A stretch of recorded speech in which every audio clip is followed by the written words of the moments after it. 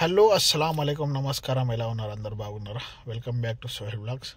ఈరోజైతే రియాద్ నుంచి దూరం 70 కిలోమీటర్ దూరం అయితే కింగ్ సుల్తాన్ అబ్దుల్ అజీజ్ హాస్పిటల్కి అయితే వచ్చిన. ఇప్పుడైతే ఇక్కడ వెయిట్ చేస్తున్న పార్కింగ్లో. మార్నింగ్ 6:30కి వెళ్ళిన, ఫుల్ ట్రాఫిక్ ఉండే. 9కి రీచ్ అయినా. ఇప్పుడైతే ఇక్కడ కొన్ని ఖజూరా చెట్లు ఉన్నాయి. వాటిని అయితే లోపల ఉన్న చుంచులు ఏవైతే ఉంటాయో, అంటే లాస్ట్ సీజన్ అంటే 2 నెలల క్రితం ఇక్కడైతే ఖజూరా పండ్లు అయితే వచ్చినాయి. దాన్ని తెంపేశారు. ఇప్పుడు అందులో ఉన్న చెంచుల్ని మొత్తం తెంపేస్తారు, పాత ఏవి ఉంటాయి. ఇప్పుడు ఎందుకంటే మళ్ళీ ఇప్పుడు వర్షాలు పడుతున్నాయి, ఇప్పుడు కొత్త సీజన్ అంటే మళ్ళీ వస్తాయి కాబట్టి అందులో లోపల ఉన్న పాత ఏవైతే చెంచులను అనేది తీసేస్తున్నారు. చూపిస్తా.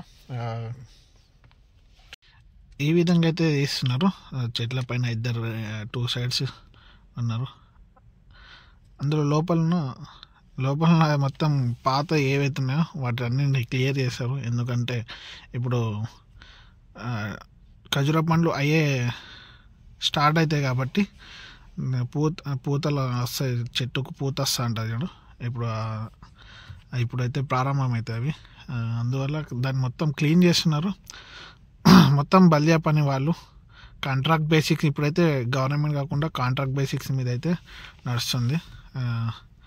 గవర్నమెంట్కి సంబంధించిన వరకే. ఇది గవర్నమెంట్ హాస్పిటలే, పెద్దది. ముందు అయితే గవర్నమెంట్ బల్దియా పని వాళ్ళు చేస్తుండే. ఇప్పుడేమో అవన్నీ అయితే ఇప్పుడు కాంట్రాక్ట్ బేసిక్ అయిపోయినాయి. 600-700 రియాలకు బల్దియా పనులు రాస్తున్నారు బంగాళాలు. ఓకే, బల్దియా పనులలో మన ఇండియా వాళ్ళు తక్కువ వస్తున్నారు. ఎందుకంటే చాలా శాలరీస్ తక్కువ ఉన్నాయి. బంగాళాలు ఏమంటే 600-700లకు వచ్చి అందులో మార్నింగ్ 6 నుంచి 6 గంటలు 12 గంటల దాకా డ్యూటీ చేసుకొని తర్వాత బయట పని చేసుకుంటారు వాళ్ళు. మన ఇండియా వాళ్ళు అన్ని పనులు చేయడానికి కొంచెం సిగ్గుపడతారు. మళ్ళీ ఆ శాలరీ మనకు బేసిక్ శాలరీలు తక్కువ కాబట్టి అందుకోసం మన ఇండియా వాళ్ళు ఇప్పుడైతే బల్దియా పనులలో ఎక్కువ వస్తలేరు. మొత్తం బంగ్లాదేశ్ వాళ్ళు వస్తున్నారు. ఇయర్లీ నెల 6,000 వీసాలు వెళ్తే జారీలు అవుతున్నాయి కదా, అది వాటికి సంబంధించినవి. అందుకోసమే ఎక్కువైతే మొత్తం బంగాళీలు, నేపాల్ వాళ్ళు ఉన్నారు. దీనిలో మొత్తం బంగాళీలే. మనకు అలవ్ లేదు వీడియో తీసుకునేకి, బట్ నేను కార్లో నుంచి చూపిస్తున్నా. ఎందుకంటే ఇక్కడ మొన్న వీడియో తీసిన అయితే ఒక సెక్యూరిటీ గార్డ్ అన్నాడు, వీడియోలు తీయకు, ఇక్కడ ఇది గవర్నమెంట్కి సంబంధించిన హాస్పిటల్, అలవ్ లేదని చెప్పిండు. సరే అని చెప్పి ముంగడ డిలీట్ చేసి తర్వాత రీఅప్లోడ్ చేసిన, అంటే డిలీట్ ఫోల్డర్లకి నుంచి తీసుకున్నాం మళ్ళీ రీసైకిల్ బిన్ నుంచి. అందుకోసం జాగ్రత్త, మనం కార్ లోపల తీసుకుంటున్నాం. అందుకోసమే ఇప్పుడైతే వీళ్ళైతే పని చేస్తున్నారు బాబు. 12 గంటలకు ఇలా డ్యూటీ అయిపోతుంది. 12 గంటల తర్వాత పోయి ఫుడ్ తిన్న తర్వాత మళ్ళీ బయట పని చూసుకుంటారు. అందుకోసం ఎందుకంటే వాళ్ళకు రావడానికి చాలా ఇబ్బంది. 7-7 లక్షలు బంగ్లాదేశ్ పైసలు, 7-7 లక్షలు 8 లక్షలు పెట్టి వస్తారు వాళ్ళకు. మళ్ళీ వస్తే 5-6 సంవత్సరాల దాకా పోరు. అందుకోసమే వాళ్ళు ఎంత తక్కువ శాలరీకి జస్ట్ గల్ఫ్ కంట్రీ రావాలన్నట్టు, ఈడ వస్తే ఎట్లయినా సంపాదించుకుంటామన్నట్టు వస్తారు. మన ఇండియాలో ఎట్లా మనకు సరిపోవు అవి. ఇప్పుడు వాళ్ళ పైసా కూడా ఇంకా పెరుగుతుంది. మనది 22-23 నడుస్తుంది ఇప్పుడు ప్రస్తుతానికి. 22.70 పైసలు. అలాది 26-25 ఉంది. పాకిస్తాన్ అయితే 77-70 ఏమో ఉంది. ఇట్లా అందుకోసమే ఈ పనులలో పాకిస్తాన్ వాళ్ళు కనిపించారు. డ్రైవింగ్లో ఉంటారు పాకిస్తాన్ వాళ్ళు, కానీ ఈ చెట్లు తీయడం, కాలువలు తీయడం, క్లీన్ చేయడం మొత్తం బంగ్లాదేశ్ వాళ్ళే ఉంటారు.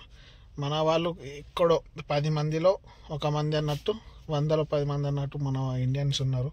యూపీ వాళ్ళే. మళ్ళీ మన తెలుగు వాళ్ళు అయితే అసలు ఇప్పుడు ఇంట్లోకైతే రావడానికి కూడా ఆలోచిస్తున్నారు. మనకు సరిపోవు. ఎందుకంటే 600-700 మనకు మంచిగా తినేవాడు ఉంటే ఇటే సరిపోతాయి అవి. ఫోన్కి తినడానికి ఇంటికి ఏం పంపలేము.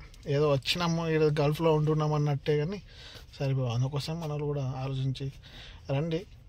ఇప్పుడు రండి అని నేను రావద్దనే చెప్తా ఈ పనికి. ఎందుకంటే మనకు సరిపోవు.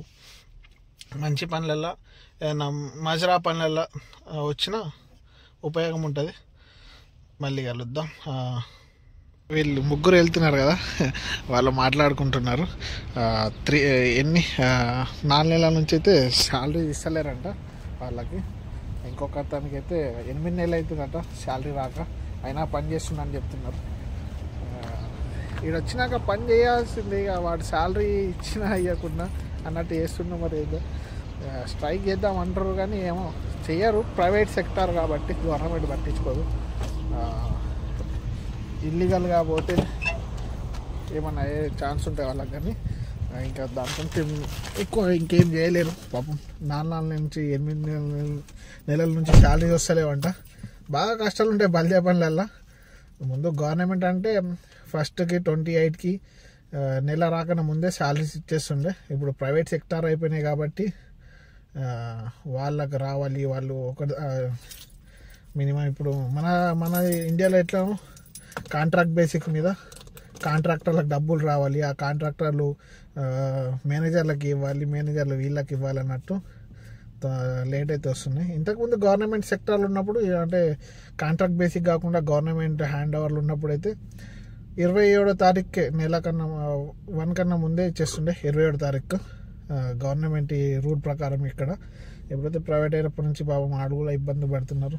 అందుకే చాలామంది ఇప్పుడు ఇండియా నుంచి మన ఇండియన్స్ రావడానికి ఇబ్బంది పడుతున్నారు. వాళ్ళని అడుగుదాం అనుకున్నా కానీ చెప్పుకోరు, ఫేస్ మనం వీడియోలకు రారు. చెప్తున్న ఇన్ఫర్మేషన్ ప్రకారం. మళ్ళీ కలుద్దాం. ఇప్పుడు టైం అయితే అయిపోయింది, 11:30 అవుతుంది. అమ్మాయి కూడా వెళ్తుంది, మేడం వాళ్ళ అమ్మాయి.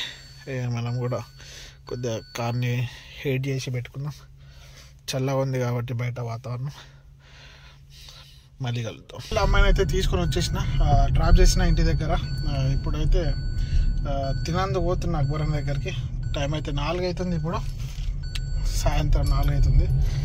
లేట్ అయిపోయింది, ట్రాఫిక్ ఉండే కొద్దిగా. మళ్ళీ అలానే మేడం వాళ్ళ అమ్మాయి ఇక్కడ ఆమె కోసం ఫుడ్ తీసుకున్నది.